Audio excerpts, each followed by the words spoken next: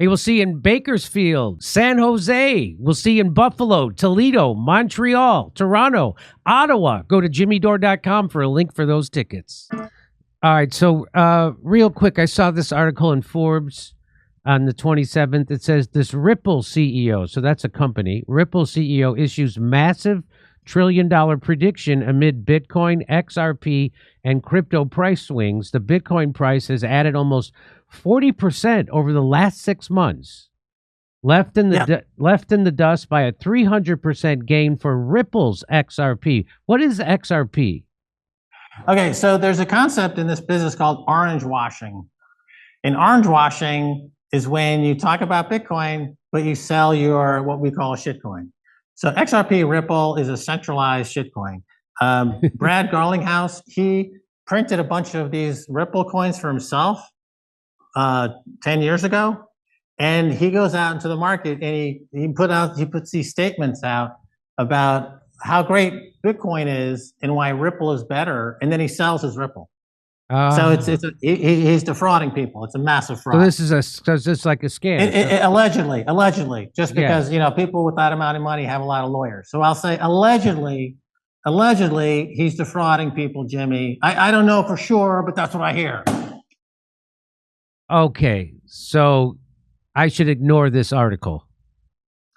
It's garbage. If it's not Bitcoin, it's garbage. If it's not Bitcoin, it's centralized. Okay, putting aside the comments I just made about Ripple XRP, the bottom line is, in simple terms, it's centralized. It's not decentralized. Therefore, it has a single point of failure. You can attack it. He can be deleted. He can put this guy away, and it would remove 90% of the reason why anyone has ever heard of it, right? So it doesn't have anywhere near. There's 5 stages of Bitcoin. Okay, this is 5 stages of Bitcoin. Number 1, I just heard about Bitcoin. Here's how you make it better. Number 2, I love Bitcoin, but buy my shitcoin. Stage 3, Bitcoin is a medium of exchange.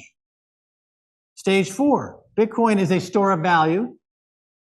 Stage 5, hyper Bitcoinization or circular economy.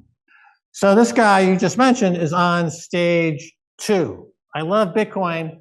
Here's my shitcoin. Similarly, Donald Trump is at a similar stage in his education process. He heard about Bitcoin, but he's saying, buy my shitcoin, right? That's stage 2. So the learning process, you have to go through those 5 stages.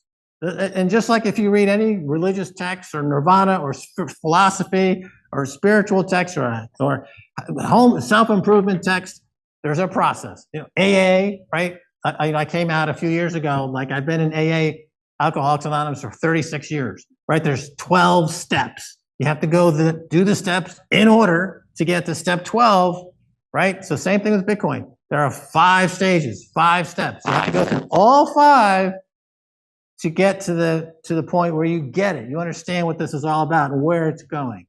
So that guy's on stage 2. Trump's on stage 2. And that if you break it down like this, just very quickly you can figure out all the different news items. You might read 20 different articles. You can quickly see, oh, that guy's on 1, he's on 4, he's on 3, and just ignore the people that are just starting and they don't know what they're saying, and just focus on Michael Saylor. The MicroStrategy is clearly at stage 5. He's at the nirvana stage of Bitcoin. He has entered the Bitcoin singularity, basically, where it's Bitcoin eats the world. Just like in the 1980s, we used to say software is eating the world. Just like our phone has 30 different products that we used to have separately, a camera, a photocopier, right? All these different products are now in one product, the phone. It ate the world. Software ate the world. Well, Bitcoin is eating the world of finance. Every single dollar that's tied up in a stock, a bond, property, old masters paintings, precious metals, jewelry, every single dollar that can move out of those things and it'll go into Bitcoin. Everything goes to 0 against Bitcoin. Everything goes to 0 against Bitcoin. Now you know it. Now you can't say you don't know it. And once you know it, it's up to you to act on that information. But it's mathematically guaranteed increased purchasing power against every single other asset you can possibly imagine. You can take that with you and do with that information what you will, Jimmy. Well, again, I'm much more interested in Bitcoin than I was an hour ago. So Bitcoin, this is from Crypto World. By the way, Jimmy, your friends at Rumble are buying Bitcoin for their balance sheet. Oh, really? I didn't know that. Chris Pavlovsky. Okay, we just met up with him. He's a bright young lad. He's a smart kid. He's going places. Okay, he just bought a fuck ton of Bitcoin for his balance sheet. You see, you got me on this call for a long time now, Jimmy. So I'm going to do away with all the artifice and all the good pretensions. I'm just going to give it to you raw. Okay, this guy, Chris Pavlovsky, he's on the Bitcoin. You know, he sees the light, and many other companies are, and everything goes to zero against Bitcoin. So you got 350,000 subscribers on Rumble. If you tell them right now you're going to start buying Bitcoin at your company, whatever that company is, Jimmy Dore Media Incorporated in Los Angeles, California, say I'm going to start putting Bitcoin on my balance sheet, that 350,000 subscribers is going to go immediately to 700,000. Immediately. You won't have 1.5 million followers. You're going to have 2.5, 3 million subscribers. That's hard cash. Put that cash into Bitcoin, Jimmy. Why are you lollygagging? Why are you, you're back there at your pool in out in the valley, wherever you're living, smoking a big fat joint, thinking about, oh my God, whatever happened to Bernie Sanders, when you should be buying Bitcoin and stop wasting everyone's time. Jimmy, have you seen Stephen Baldwin's new podcast, One Bad Movie? I have not. It's actually kind of funny. Okay. Stephen and I did a show together called The Great American Pilgrimage. It's a 16-episode series that aired a few years ago. And the next time I'll give you all the dirty stories, like the time Stephen found himself in jail. But we never aired that episode. I've got some fantastic stories about that show. He should have me on his podcast. Okay. Well, before I let you go, I appreciate your time. I really do.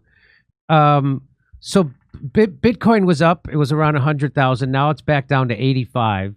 Yeah. But you say look at it in 4-year cycles. Don't look at it like that, right? And so here's this from crypto. God damn it, Jimmy! You're forcing me to work. Okay, let me explain something. Okay, I'm going to throw 2 charts. Okay. Okay. Can you see this? This is the Bitcoin chart. You see that? Yes. Can you see it on your screen? Yes, I can see it. Okay, that's the price of Bitcoin. Now I'm going to write for you. This is called the Bitcoin hash rate chart. This is the chart of how much computational power is going into the Bitcoin network. Notice it never goes down. Even when the price goes down, people still start throwing more computational power into the network, and they're mining Bitcoin. Not even in the oil industry. When the oil industry goes down, people shut down the oil rigs because the price is down. With Bitcoin, the price goes down, people add capacity to the network. That's how much confidence there is in Bitcoin going to 1 million, 2 million, 3 million. What do you care if it's down 5%, 6%, 10% in any given day? It's going to frickin' 1 million. It's going to 10 million. It's going to 30 million, right? Every single thing not nailed down is going into Bitcoin. Don't look at the wiggles on the screen, okay? Those are just tits and ass in a Vegas strip show. Focus on the hash rate and the fact that in 5 years, you want to have 10x your money. That's what I'm telling you, Jimmy. Okay. You seem to be distracted over there. Well, tell me, what does this mean? It says Bitcoin and Ether, that's Ethereum, right? Yeah. Bitcoin and Ethereum drop amid grim inflation outlook, tariff uncertainty. That's from CNBC Crypto World. How does that have to do with Bitcoin? Nothing. So right? Ethereum, if you look at Ethereum, here's another trick to see what's happening here. Don't look at everything in dollar terms. Look at things priced as they are, but price them in Bitcoin. If you look at a chart of Ethereum priced in Bitcoin, it's down 60% this year. About a year or so ago, Ethereum switched from something called proof of stake algorithm to from proof of work to proof of stake, which just it's garbage. It's centralized. They made it more centralized, and in so doing, they made it more useless. So people are dumping Ethereum and buying Bitcoin, just like they're dumping Solana, they're dumping XRP, they're dumping Cardano, they're dumping every single thing out there to buy Bitcoin, or just because it's all garbage, and they all go to zero against Bitcoin. So that's a typical financial headline. It's clickbait. It's trying to, again, that would be stage 2, right? It's like, I love Bitcoin, let's talk about a shitcoin. This is like, put Bitcoin in the headline as clickbait, and let's talk about the shitcoin Ethereum. Oh, okay. Ethereum's going to zero against Bitcoin. It has no practical application. It's a pure gambling token. I mean, these guys who peddle these altcoins don't even pretend like they have a practical use anymore. They used to say, well, it's a utility coin. It has a purpose in calculating pi to the 1/1,000,000th degree. I can use it to walk my dog and wax my floor, right? They don't do that anymore. It's all recognized as numbers on a roulette wheel. It's all pure gambling. Coinbase sells these garbage coins, by the way, and they should be licensed as a casino. But they're not. They're an unlicensed casino in California selling digital numbers on a roulette wheel called Ethereum that are centralized and going to zero against Bitcoin. And so they are selling unregistered securities in an unlicensed casino. That's my view of Coinbase. If you use them to buy Bitcoin, go ahead, but take them off there immediately because they're bad guys, in my opinion, in my view. So it's safe to say that you're all in on Bitcoin, and if you're going to invest money somewhere, you invested in more Bitcoin. The best time to buy Bitcoin was 10 years ago. The second best time to buy Bitcoin is today. There's nothing better than Bitcoin. Nothing outperforms Bitcoin. Everything goes to zero against Bitcoin. Again, it's not investment advice, but because essentially, again, historically, think about this. In history, anytime the demand for something goes up, the supply increases. Think about it. If the demand for LA real estate goes up, they build more houses. They build more high rises. If the demand for gold goes up, they mine more gold. They find more gold. They desalinate seawater and find gold. They'll go mine gold on asteroids. If the price goes to 10, 20,000 an ounce, they're going to find new gold. The supply of gold is elastic. You can always go find more gold. With Bitcoin, the supply never changes. It'll never go past 21 million, no matter what the demand is. If every central bank in the world says, I want to buy $1 billion worth of Bitcoin today, they can't go find more Bitcoin. It's capped at 21 million. It's absolutely scarce. It's inelastic. There will never, ever be more supply. It's only 21 million available. And in the world, there's like 55 million millionaires. Imagine if every single one of those millionaires decides that they need to own $10 million of the Bitcoin.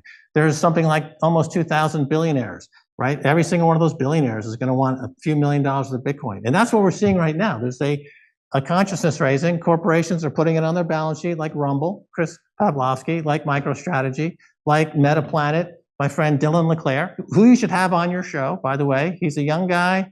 He's incredibly smart. He's very articulate. Dylan LeClaire. He advises MetaPlanet in Japan on what they're doing. He's a brilliant guy. You have Jack Mallers, who runs Strike. He's a young guy. He started a Bitcoin company. He's on Bloomberg every other day. He's incredibly articulate and well-spoken. He's another potential guest on your show that can really be, I'm known to be a bit hyperbolic. Okay, that's kind of what I do. That's fine. These guys are more straightforward, down to earth. They're more responsible. Jimmy, I would say they're more mature. Even though I've just turned 65, I'm basically an immature person. But these guys are much younger than I am, but they're adults. They act more like adults. Let's face it. I can't stand the whole idea of being an adult. I never accepted it. These guys, those are good guests to potentially talk to, Jimmy, to help you and your audience get over the hump, start building your stack of Bitcoin, and escape the fiat money nightmare. Escape the inflation. You don't want to be priced out of Whole Foods. You don't want to go down to Whole Foods down there in Beverly Hills and try to buy some avocado, and some snarky little person at the cash register says, no, Jimmy Dore, you can't afford avocados anymore because you didn't buy Bitcoin like Max Kaiser told you. You don't want that to happen, Jimmy. Trust me, you'll be embarrassed. Okay.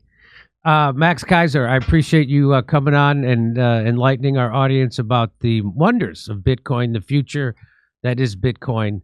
And everybody should check out his show, The Orange Pill Podcast, and get yourself into some Bitcoin. Do it for the avocados, Jimmy. I will. All right, Max, I really appreciate it. Bye now. Bye-bye. Take care. We'll see you in Bakersfield, San Jose. We'll see you in Buffalo, Toledo, Montreal, Toronto, Ottawa. Go to jimmydore.com for a link for those tickets.